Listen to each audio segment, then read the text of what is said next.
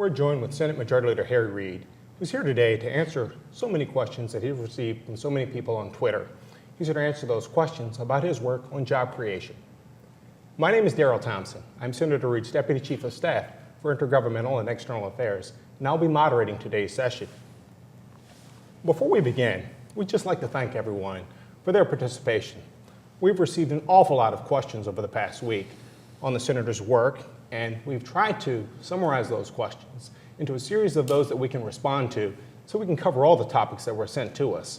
So we've tried to be comprehensive and thoughtful, but we're going to try and get to as many questions as we can. Senator, before we begin, I'd like to share a note with you or something that happened during recess. You know, I was actually sitting at my desk when the earthquake hit. As we were evacuated and standing out on the streets, we didn't find out actually what was happening until folks were commenting that they were tweeting, and that's how we actually found out the earthquake hit. And that's when I realized, hey, this is an unbelievable social medium. Well, talking about earthquakes, I have many occasions been in Las Vegas in one of my offices when I was practicing law, and one of the bombs went off at the test site, and that was an earthquake. And you could really feel it. Sure. The only other time I had that feeling that you had at the desk was I was in LA with my family and I was shaving, and the strangest feeling, I thought maybe I was getting sick, was an earthquake. So it's remarkable that you learned about this on this media that we're dealing with here today. But since I've been here in Washington, things have changed dramatically. When I first came back here, you could get a fax, but it wasn't very good. It was like a big roll of toilet paper. It would come out and it was blurry, a lot of it. And now faxes, of course, are good. We don't use them very much. We have the internet, and now we have this. And I was telling Darrell before we got started here, Saturday I didn't travel. I was here in Washington, and I got a tweet, and it's from my friend who I met, who's a trial lawyer in Florida. And he said, I'm at the El Sombrero restaurant in Las Vegas. I said, what the hell are you doing in Las Vegas? And he was there at a convention. He wanted to go to a good Mexican restaurant. But that's funny how he communicated with me that way. 140 characters. Understand you've got about over 30-some-odd thousand followers on Twitter right now. So let's get started, Senator. Our first question comes from Dan B. And Dan B asks, how can Congress keep jobs in America? Well, the first thing we have to understand is we've tried to stop exporting jobs. We had a vote last year on this. The Republicans voted that they want to keep sending the jobs overseas. That makes it real difficult. Yeah. Big business wants these jobs to continue to be able to be exported if they want. Yeah. It's really hard to comprehend how disastrous this has been for our country and how we have to stop it. We have to have a Buy America program in effect. Well, fantastic, Senator. Let's see what our next question is here. We've got a question from a person with a very interesting handle. Fed Up with Politics asks, how will you help small businesses grow so they can hire more workers? The thing here in Washington that we need to make sure people comprehend is that most jobs are small business jobs. It would be a fair statement to say about 85% of all jobs are small businesses. Mm-hmm. So it goes without saying that anything we can do to stimulate small business is good for the American people. And we've done some things. I personally pushed through something called the HIRE Act, H-I-R-E, that said if you hire somebody that's been unemployed for 6 weeks and you don't have to pay the withholding tax, which is 6.2%. And at the end of the year, if they're still working, you get a $1,000 tax credit. There are businesses that have succeeded based on that. I went to a restaurant when I was home in August called the DW Bistro. Wonderful place. Hired 24 people just that way. They've enlarged their restaurant. So there are things we've done to help small business, but not enough. But we've done some things. We need to do a lot more. Okay. All right. Let's see what our next question is. Anise asks, specifically in Nevada, what steps have you taken to grow small businesses in Las Vegas? Well, I just mentioned the HIRE Act, which was extremely important. The other thing that we've been able to do, there's one company in Nevada called Bombard Electric, which has taken tremendous opportunities that are available with doing solar energy. That little company has done good things. They were the ones that put a solar unit at my home in Nevada, but they're doing them in schools now. they have for the first time in the history of the country, they're doing it's a renewable energy project that is part geothermal and part solar. So Bombard was involved in that. So renewable energy has been great for small business. Many, many small businesses in Nevada benefited. I just used Bombard as an example. Fantastic. Let's see our next question. Well, Senator, this is from one of your colleagues. Senator Rockefeller asked, can you get the disaster relief bill done? We're going to get it done. It's just a question of how we get it done. People are suffering. And this isn't the first time that we've had disaster in this country that the federal government has to respond.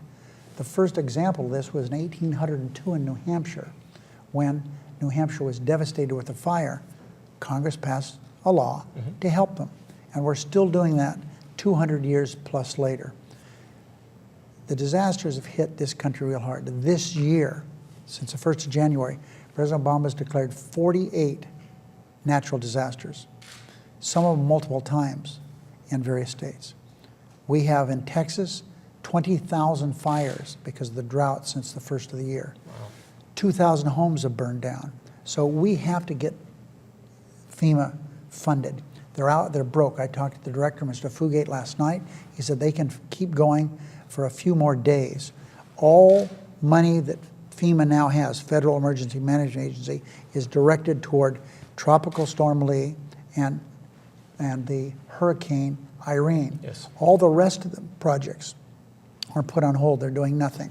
We have people that are really hurting. So I say to my friend Jay Rockefeller, who's a wonderful human being, that we're going to get this done. We just want it at the level that will take care of everybody. Fantastic, fantastic. Well, Senator Rockefeller, hopefully we've answered the question. Let's see our next question. Our next question, Senator, comes from another unique handle here. Clean Energy Hub asks, how can you create clean energy jobs in Nevada and across the country? The Economic Recovery Act we passed, the stimulus bill, has done a lot of that. I had at my summit, my 4th annual energy summit in Las Vegas, August 30th, a few weeks ago. And lined up there were 8 different vehicles, electric vehicles. Ford Motor Company and 7 others, all electric cars, all there as a result of what we did with our stimulus bill. The best is, though, yet to come. And I would tell all those that are here involved in this program we have today, renewable energy jobs have been a lifesaver to Nevada. I had someone say to me, yeah, but these jobs, you have a big construction project and then there's not hardly anybody there. Well, that's the way any construction job is, with rare exception. You have a highway project, you spend huge amounts of money on that, then all you have when it's done is the maintenance. It's the same with these clean energy projects. Drive from Railroad Pass to Searchlight. Look off to the right at Railroad Pass, at the dry lake you come to, and you will see thousands of jobs that have been created there with clean energy. Sure. Well, fantastic. It's safe to say you've been hard at work at getting clean energy moving. Clifton Baldwin asked, Senator, will Congress reauthorize funds for FAA in order to avoid further furloughs? Right now, the House sent us, and I'm happy they did, a combined bill of highway, which we have to have that done by the end of the month. That is extended for 6 months. In that same bill, they've extended the FAA bill for 4 months. And we have a Republican senator here who's holding them both up. Why? Because he's mad because he thinks that there should be no money spent on bike paths. And bike paths? Bike paths. Wow. Which, you know, in this new economy, people can ride bikes to work. And of course, there's recreational needs for that. Sure. But I said, okay, I'll give you a vote. He said, I don't want to vote. I just want it in the bill. And we've gone so far now that people won't even take a vote. They're holding everything up just because they want to hold things up. So we need to get that done by Friday. It's fully funded. I'm going to go out on the floor just a little bit, ask consent to pass those 2 bills, and we'll keep pushing and pushing until we get them done. Well, we'll keep pushing. I'm sure there are a lot of workers in Nevada and across the country. We can't have another FAA shutdown. The last one the Republicans did cost 80,000 people their jobs. Yes. Okay. Let's check and see what our next question is. Senator Connie asks, Could making online poker illegal help create jobs? Oh, sure. I was chairman of the Nevada Gaming Commission. I have been very, very dubious about online gaming. In fact, I'm opposed to online gaming, but for what we see in poker. Poker, you see, we have millions of people who are playing online right now. Some of them are doing it illegally. And what we need to do is make it legal, have good controls. Right now, there are inadequate controls. That's why all those people were recently indicted. And under the framework we have, Nevada would benefit significantly because most of the enforcement would come based on Nevada gaming laws, which has been in effect since 1932. So online poker would create jobs and lots of jobs. Well, we'll keep pushing the envelope here, Senator, and make sure we keep moving legislation to create jobs. Let's see our next question. Our next question comes from Bob Walsh. When will the Senate move on a jobs bill? Well, we have a number of jobs bills on the floor right now, and I've talked about those. We have the highway bill. Yes. That's 1.7 million jobs. That if we don't get that passed by the end of this month, that 1.7 million will be out of work. The FAA bill, that will, which we should be, just a temporary extension, doesn't create the jobs that need to be created there. The big FAA bill that we should be doing would create 300,000 jobs. But this FAA bill that we're doing will create about 100,000 jobs, which is, you know, it's not hamburger. So we've got that. We got FEMA. That's lots of jobs there because all contractors are the ones rebuilding these schools, repairing these roads, things of that, bridges, highways. So we have those on right now. One of the things we're going to do quickly is do China currency. Okay. China basically has been manipulating their currency, and we're going to do the best we can. We have a bipartisan bill to stop that. We're also going to do something with an infrastructure bank we're working on. So we've got lots of things to do with jobs. The first 8 months of this year, we've been held up because the Republicans have stopped us from doing anything. They had this continuing resolution to fund government till the end of October. And that is done usually matter-of-factly, but that took months to get that done. And then we moved to raise the debt ceiling. For example, with President Bush, we raised the debt ceiling 18 times. We struggled to get this done. We finally got it done, so now we have funding that takes away the problems we have raising the debt ceiling. But that has held us up on working on jobs. That's why we're talking about starting these jobs things today. I wish we could have started them the 1st of January. And just to reconfirm, the FAA bill and the highway bill combined, if we pass them both, would create or save nearly 2 million jobs total? Is that? If we did the short-term extension, you're absolutely right, short-term extension, 6 months highway, 4 months FAA, it's about 2 million jobs. Wow. Yes. Okay, let's see what our next question is. John Dahl asked, how can we reduce the income gap? The rich are getting richer, the poor are getting poorer, and that's really unfortunate. The middle class is being squeezed. As we saw from reports today, America has never, ever seen the poverty that we see now. Over 15% of Americans live in poverty.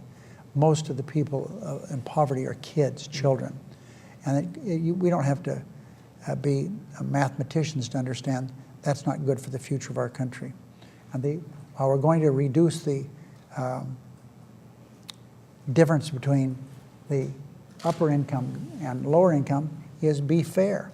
Yes. When we went through this fight on raising the debt ceiling, Democrats, Republicans, and independents said, let's have a fair program. Let's have the rich contribute a little bit. Do they need all these tax breaks with these many homes they have? Do they need all these tax breaks that the big oil companies get even though they're making huge amounts of money? No, we've got to do something and make the program fair. The middle class and poor should not be responsible for the big income gaps that we have. We should not be putting the burden of reducing the debt on the poor and middle class. Well, John, I hope that answers the question. Let's see what our next one is. Senator, the next question comes from the National Council of La Raza. What's the long-term strategy for getting unemployed homeowners relief? The best way, this has gone on now for years. And we work through my offices in Nevada to work and trying to work out deals with people, but it is difficult. The banks were so merciless in creating this problem. You know, the reason we had the meltdown on Wall Street was because of the banks. They were greedy. Yeah. They would bundle up all these loans, most of them not worth anything, and send them back, have them rated A, and they would sell these bonds to these poor, unsuspecting people. The only way of getting rid of this housing problem we have is by creating jobs. As long as we have in Nevada 14% of the people out of work, we're never going to be able to alleviate the burden that we have on housing. Okay, let's see what our next question is. Our next question here, Senator, comes from AJ. Does Obama's job plan have GOP support, and will his bill pass? And this may be our last question here. Well, I feel very troubled by my Republican counterpart, Senator McConnell, saying his #1 goal is to defeat Obama. That's his #1 goal. Well, saying that, it makes it real difficult for us to get things done here, and that's been proven for the last 8 months. So I think that what we have with the president's jobs bill is a program that's pretty doggone good. It helps share the burden. Yeah. The rich are asked to contribute a little bit. His jobs bill is fully paid for. There's a lot of, about 65 or 70% of the president's plan is tax cuts that the Republicans usually run and support, but they're not even willing to support those tax cuts. Wow. So the question is, can we get it to pass? I filed that bill yesterday. It's my bill, it's on the floor, and we're going to move to it. We have to get rid of some of these other things first, but we're going to have the Republicans belly up to the bar and turn down this plan which will create hundreds of thousands of jobs. It would be a shame if they did, but it wouldn't surprise me if they did. So it's jobs, jobs, jobs. Yep. Okay. Well, Senator, we've gone through, and that's about a wrap for us. I want to say thanks for responding to the questions that have come to us today. For all those of you who are watching and following on Twitter, we want to thank you for your participation as well. You can continue to follow the conversation with Senator Reid and his work on jobs at Senator Reid's handle, @SenatorReid on Twitter. Senator, you get the final word. Well, thank you very much, Darrell. You did a good job. Appreciate it very much. I kind of enjoyed myself here. Yes. I would hope that we can do this again. I know we can. This is the first time I've done a Twitter town hall, and I guarantee I have more people at my Twitter town hall than I have at some of my town halls where we used to send stuff out in the mail. I've been to some of those town hall meetings where 6 or 7 people Sure. show up on a good day. Well, I'm sure we had more than that today. Thank you so much. You bet.